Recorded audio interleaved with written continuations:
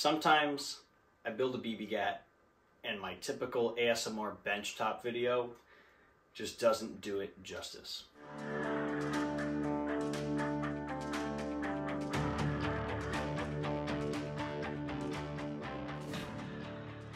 The Knights Armament Stoner 96 made by Classic Army is a cool, niche LMG option for those guys that don't want the typical M249 or for those guys that don't plan on attending an MSW. Come on, you gotta give me that one. That was way too easy. The customer and I opted to center this build around a Polarstar F2. The too long didn't read version is gonna be this parts list over here. You can pause the video if you wanna look at that. But this build is way more than just the parts that were put into it. There was a lot of fine tuning and custom part making that was involved as well. Starting from tip to butt, the inner barrel does have some aluminum tape on it to stabilize it inside of the outer barrel. That's gonna help with accuracy. I also made a custom 3D printed spacer to replace the spring that would push the HopUp into the gearbox shell.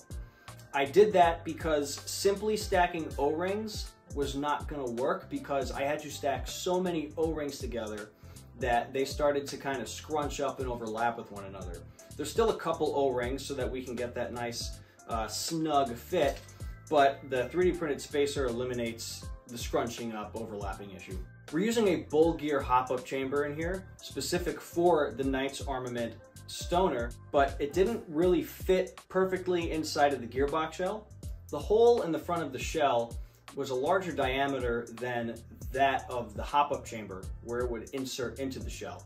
So I made a 3D printed ring to basically stabilize that so we don't have any nozzle misalignment issues.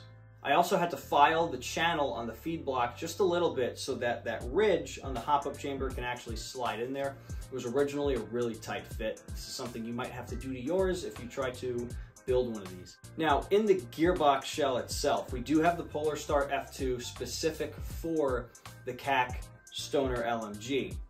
Typically with the Polarstar engine, you can use brass engine shims to fix that engine in the shell so that it doesn't shift back and forth, causing your nozzle to disengage with the HopUp bucking. That would result in a bunch of FPS inconsistency and air loss. But for this particular build, because this gearbox shell is so weird, I had to come up with a different solution for that. The cylinder head posts on here are not actually circular. They're like circles, but the top and bottom pretty much have been cut off. So I couldn't put centering rings on them. Even if I glued them in, it would present another problem. If this engine is not pressed all the way forward inside of this shell, the nozzle is actually not going to reach the bucking inside of this HopUp chamber. So I got to actually test out a prototype of something that I've been thinking of making for a while, but now I actually had a reason to make one. It's basically a cap that goes on the rear end of a Polarstar F2 engine so that it fills the gap between the engine and the back of the cylinder window. By putting that in there and it being a precise snug fit, that is actually what's going to prevent the engine from being able to shift back and forth while also allowing that engine to be pushed all the way forward, which is what we need for this build. This gun is also featuring a 2-stage trigger.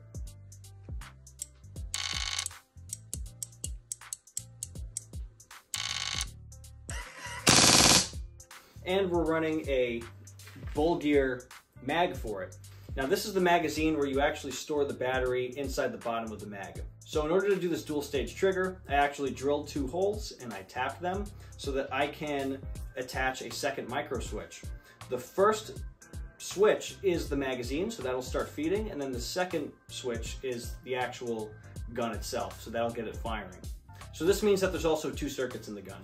One of those circuits is routing out through the top of the feed tray, and it's just a single connector that's plugging into the box mag. The second circuit is just the Polarstar circuit, and that's all routing out in the back from the back of the gearbox shell where the spring originally went into the stock. We put a PTS grip on here, honestly, because I got a bad batch of PTS grips, and these are pretty much not usable for an AEG, so I figured like, hey, I'll give you this grip half off for your HPA build. It's perfectly adequate for an HPA build because there is no motor alignment that needs to be done. Now the stock.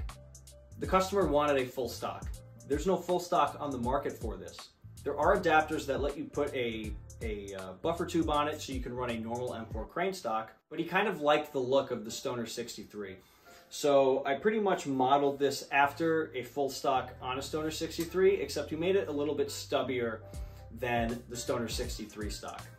This is completely 3D printed. I did sand it. The customer is going to paint over it. We really just wanted to hide the layer lines on it and just try to make it look aesthetically pleasing after it gets that coat of paint on there.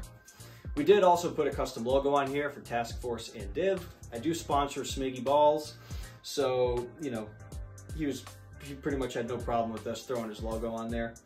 It's a cool logo, and it's just cool that with a 3D printer you can just kind of emboss images on there. Now this stock is two pieces. One piece is the main stock, which actually fits right onto the back of the receiver, just like the original stock does.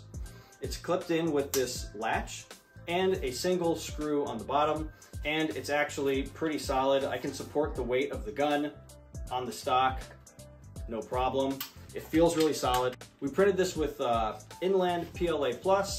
PLA+ is actually a very rigid filament to use. PLA+ actually has the highest tensile strength among most filaments out there. It's actually a really tough filament.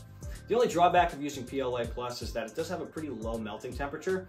So as long as this isn't left in a hot car on a really hot day in July, it really shouldn't present any issues. The second piece of the stock is the butt plate. This is held in with two screws, and there's slots on the main stock that hold two nuts. So it basically clamps itself onto there. Inside the stock is a compartment where you can fit a larger 7.4 volt battery and your FCU, so that between the battery in your mag and the battery in the stock, you have enough battery capacity to not have to change it at all, even if you're doing a long 40-hour event. I'm actually really pleased with how the stock came out. Both these pieces were printed and they came out perfectly on the first attempt. I didn't have to go back and tweak anything. I did print a couple base plate samples just to make sure I got those dimensions right. But after that, it was all smooth sailing, and this thing looks really cool. It feels very comfortable, and it feels solid. It's not wobbling, it's not creaking, it's not flexing.